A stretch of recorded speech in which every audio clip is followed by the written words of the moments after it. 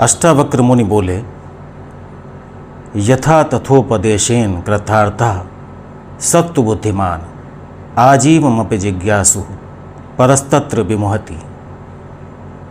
उत्तम बुद्धिमान शिष्य को जब साधारण उपदेश दिया जाता है तो उससे ही वो आत्मबोध को प्राप्त हो जाता है, और जो असत बुद्धि वाला है वो अगर जीवन पर्यंत जिज्ञासु बना रहे फिर भी आत्मबोध को प्राप्त नहीं कर सकता।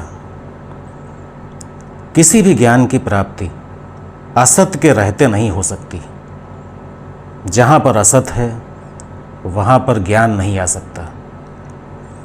जिसका मन असत से रहित होगा, अर्थात जिसका मन सत्य में स्थित होगा, वो अगर गुरु के मुख से केवल एक ही बार वाक्य सुन ले तो उसे हृदय में धारण कर लेगा। हे राजन, जो शांत चित्त है, अर्थात उसका मन शांत है, जो इंद्रियों का दमन करता है, पदार्थों में आसक्ति से रहित है, किसी भी पदार्थ में उसकी कोई आसक्ति नहीं, और जो सदा ब्रह्म ज्ञान प्राप्त करने के लिए महात्माओं का सत्संग प्राप्त करता है, जिसका आचरण श्रेष्ठ है, सभी देवताओं को केवल एक चेतन वाला मानता है, और जो विषयों से परे है, वही तत्व ज्ञान का सच्चा अधिकारी होता है। हे राजन, ऐसा ही व्यक्ति मोक्ष को प्राप्त होता है। मोक्षो विषय वैरस्यम बंधो वैशिको रसः एतावदेव विज्ञानम यथेच्छसि तथा कुरु। हे राजन, मोक्ष क्या है? विषयों से वैराग्य ही मोक्ष कहलाता है। विषय संबंधी लगाव ही संसार का बंधन है। जितना हम विषय के पीछे भागते हैं, हमारी इंद्रियां विषयों का रसपान करना चाहती हैं, उतना ही बंधन बढ़ता जाता है। मनुष्य का जीवन ही मोह या बंधन का कारण होता है।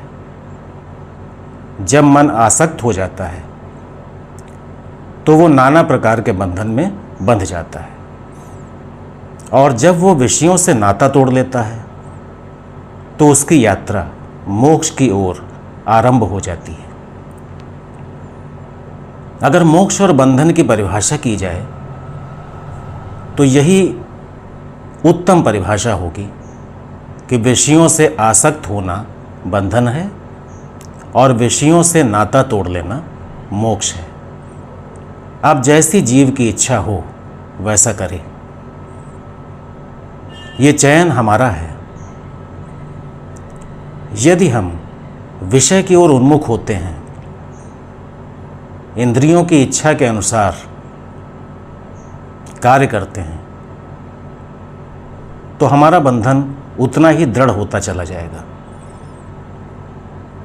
लेकिन मनुष्य एक ऐसा प्राणी है जिसके पास विवेक शक्ति है। सत्य और असत्य का भेद करने की शक्ति को विवेक कहते हैं। मनुष्य को पता है क्या सत्य है और क्या असत्य है, फिर भी विषय में आसक्त होने के कारण वो सत्य और असत्य का निर्णय नहीं कर पाता।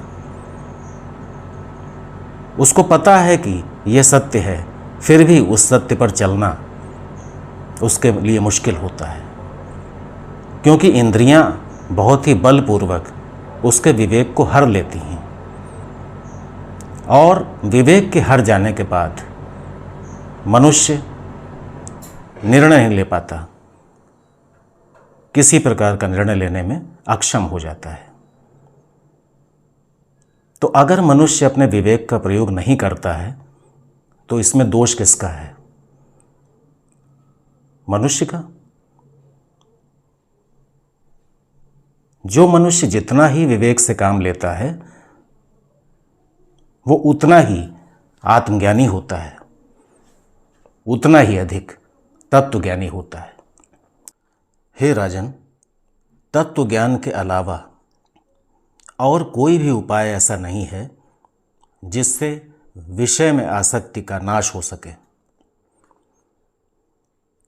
ये आत्मबोध बहुत बड़े बड़बोले और चतुर को भी मूक बना देता है। वो कम बोलने लगता है। बड़े से बड़ा विद्वान भी जब आत्मज्ञान को प्राप्त करता है तो शांत हो जाता है। बड़ा उद्यमी भी क्रिया रहित हो जाता है। मन जब अंतरात्मा की ओर उन्मुख होता है तो सारी इंद्रियां शिथिल पड़ जाती हैं और वो विषयों को ग्रहण करने में अशक्त हो जाती हैं। तत्व ज्ञान संपूर्ण इंद्रियों को व्यर्थ कर देता है। इस कारण विषय भोग में रुचि रखने वाला मनुष्य तत्वज्ञानी नहीं होता है। वो आत्म साधन से दूर भागता है। तत्वज्ञान करना हरेक के वश की बात नहीं है। केवल दृढ़ संकल्प और निरंतर अभ्यास से ही तत्वज्ञान को प्राप्त किया जा सकता है। न त्वम देहो न ते देहो भोक्ता कर्ता न वा भवान चिद्रूपो असि सदा साक्षी निरपेक्षा सुखम चर।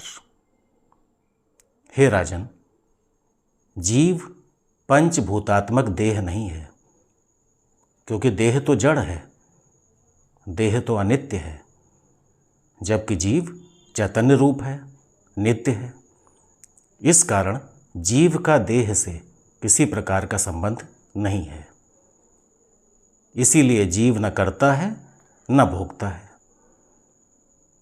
उसका साक्षी जीव स्वयं है। इस कारण इच्छा रहित होकर सुखपूर्वक विचरण करना चाहिए। देह में जो इंद्रियां और अहंकार आदि हैं, उनको साक्षी मानकर सुखपूर्वक विचरण करो, ऐसा जीव के लिए कहा जाता है।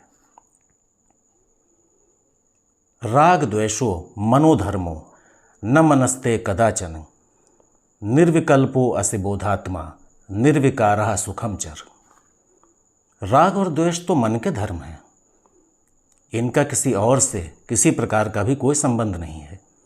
इनका आत्मा से भी कोई संबंध नहीं है। अमुक मेरा मित्र है, अमुक मेरा शत्रु है, ये सब मन की भावनाएं हैं। इस जगत में न कोई किसी का शत्रु है और न मित्र। मन का संबंध केवल शरीर से होता है, आत्मा से नहीं। और राग और द्वेष ये सभी मन के धर्म हैं। इसलिए मन का संबंध अपने साथ नहीं करना चाहिए। कहा जाता है जब मन समाप्त हो जाएगा तो अमन उत्पन्न होगा। मन को समाप्त करते ही अमन हो जाता है।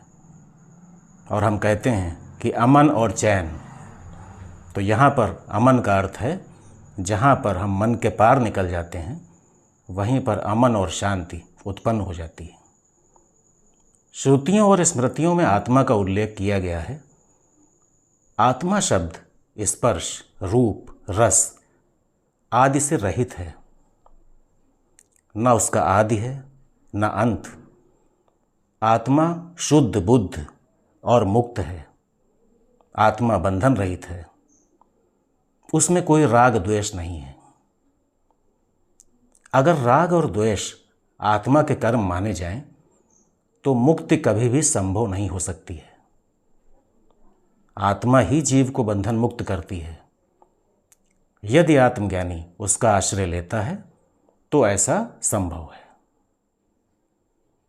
सर्वभूतेषु चात्मानं सर्वभूतानि चात्मनि विज्ञाय निरहंकारो निर्मम स्तवम सुखी भव। हे राजन, ब्रह्म से लेकर चींटी पर्यंत संपूर्ण भूतों में कारण रूप से एक आत्मा ही स्थित है। संपूर्ण जीव जगत में आत्मा ही है। यह संपूर्ण जीव जगत का संचालन करता है। लेकिन अहंकार और ममता का पर्दा पड़ जाने के कारण आत्मा लुप्त हो जाता है। इसलिए अहंकार और ममता को परे करके आत्मा से संबंध स्थापित करो और सुखमय विचरण करो। हे राजन, अहंकार और ममता ने ही इस मिथ्या जगत को सच्चा रूप प्रदान कर रखा है। अहंकार और ममता के कारण ये जगत सत्य रूप में दिखलाई पड़ता है। यही एक ऐसा माया जाल है जिसने जीव को भ्रम में डाल रखा है। इस सत्य को जानकर ज्ञानी जन सुखपूर्वक रहते हैं। विश्वम स्फुरति यत्रेदम तरंगा इव सागरे तत्त्वमेव न संदेह न मूर्ते विज्वरो भवा। ये सारा जगत इस अधिष्ठान चेतन में समुद्र की तरंगों की तरह अभिन्न रूप से स्फुरित हो रहा है। यही चेतन आत्मा का रूप है। ऐसा अनुभव करो, मैं चैतन्य स्वरूप हूँ, सभी संतापों से रहित हूँ। इस प्रकार का विचार करके आत्मा से संपर्क स्थापित करके जीव अपने को सुखी कर सकता है। जो अपने से भिन्न किसी और साधन की अपेक्षा न करके अपने प्रकाश से सभी पदार्थों को प्रकाशित करे, उसको ही चित्त कहा गया है। जो अज्ञान का नाश करके आत्मा के स्वरूप को प्रकाशित करे, उसे आत्मज्ञान की संज्ञा दी गई है।